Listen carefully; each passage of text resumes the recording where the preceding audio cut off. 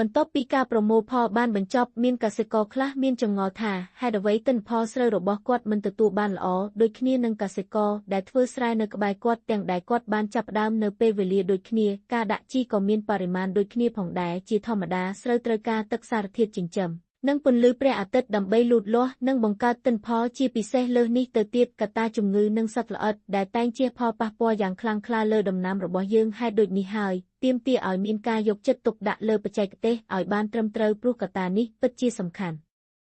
ក្នុងការរុញច្រានទិន្នផលស្រូវរបស់យើងឲ្យទទួលបានផលខ្ពស់គួរជាទីពេញចិត្តថ្ងៃនេះយើងមកសិក្សាលម្អិតពីបច្ចេកទេសថ្មីមួយជាមួយគ្នានោះគឺបច្ចេកទេសបង្អត់ទឹកស្រូវទោះបីវាជាចំណុចតូចក៏ពិតមែនតែវាមានឥទ្ធិពលយ៉ាងខ្លាំងទៅលើទិន្នផលស្រូវរបស់យើងតោះយើងមកមើលថាវាគឺជាអ្វីហើយយើងអាចកែប្រែទិន្នផលស្រូវរបស់យើងនៅរដូវក្រោយបានដល់កម្រិតណាហើយវាបានលាក់ទុកនៅអត្ថប្រយោជន៍អ្វីខ្លះដល់ដំណាំស្រូវនិងដីស្រែរបស់យើងនៅពេលបានឮពីរឿងនេះមានកសិករខ្លះឆ្ងល់ថាតើស្រូវរបស់គាត់អាចស្លាប់ដោយអត់ទឹកទេចម្លើយគឺវាមិនអាចទេនេះគឺជាចំណុចចាប់ផ្ដើមនៃមេរៀនរបស់យើងនៅថ្ងៃនេះជាដំបូងយើងត្រូវដឹងជាមុនសិនថាអ្វីទៅជាការបង្អត់ទឹកស្រូវហើយយើងអាចធ្វើបាននៅពេលស្រូវបានអាយុប៉ុន្មានថ្ងៃការបង្អត់ទឹកស្រូវគឺជាវិធីសាស្ត្រនៃការអនុវត្តមួយដោយការបង្ហូរទឹកឲ្យអស់ពីក្នុងស្រែដែលទុកឲ្យដីនៅសើមរយៈពេលពី3ទៅ5ថ្ងៃហើយវិធីសាស្ត្រនេះគេច្រើនអនុវត្តនៅពេលស្រូវដល់អាយុ18ទៅ20ថ្ងៃសម្រាប់ស្រូវពង្រស់និង10ទៅ15ថ្ងៃបន្ទាប់ពីស្ទូងអត្ថប្រយោជន៍សំខាន់សរុបមានចំនួន5ចំណុចដែលយើងទទួលបានក្រោយពីការអនុវត្តនេះរួមមានទី1ជួយឲ្យឫសរបស់ស្រូវរឹងមាំពេលបង្អត់ទឹកឬការទុកឲ្យដីស្ងួតបន្តិចឫសស្រូវនឹងចាក់ចុះក្រោមកាន់តែជ្រៅនិងរីកលូតលាស់បានល្អជាងមុនវាបានជំរុញឲ្យមាន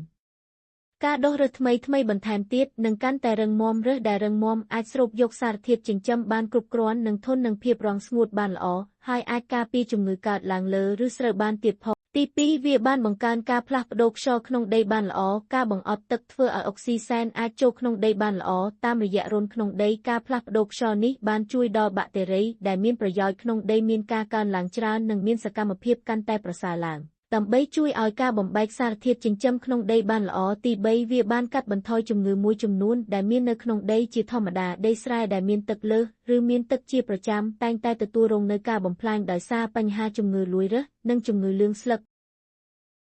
ដូចនេះពេលដែលបង្អត់ទឹកពន្លឺព្រះអាទិត្យមានសមត្ថភាពអាចសម្លាប់បាក់តេរីទាំងនោះបានយ៉ាងមានប្រសិទ្ធភាពហើយមួយវិញទៀតការបង្អត់ទឹកក៏ជួយកាត់បន្ថយបាក់តេរីឬផ្សិតអាក្រក់ដែលរស់នៅក្នុងសភាពអត់ត្រូវការអុកស៊ីសែនបានផងដែរទី4វាបានជួយឲ្យដើមស្រូវនីមួយលូតលាស់បានស្មើគ្នាបន្ទាប់ពីការបង្អត់ទឹកតាមរយៈពេលកំណត់ហើយពេលកសិករបញ្ចូលទឹកវិញតាមកម្រិតដែលសមរម្យស្លឹកស្រូវនឹងមានភាពខៀវស្អាតហើយលូតលាស់បានស្មើគ្នាការបែកកូនគុម្ពក៏មានចំនួនស្មើគ្នាផងដែរទី5វាបានជួយកាត់បន្ថយការចំណាយទឹកច្រើនក្នុងផលិតកម្ម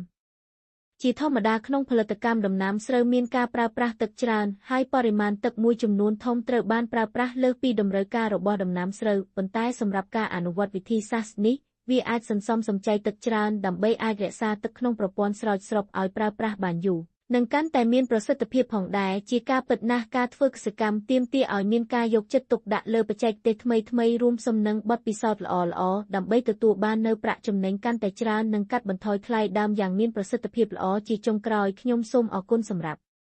ការចំណាយពេលវេលារបស់អ្នក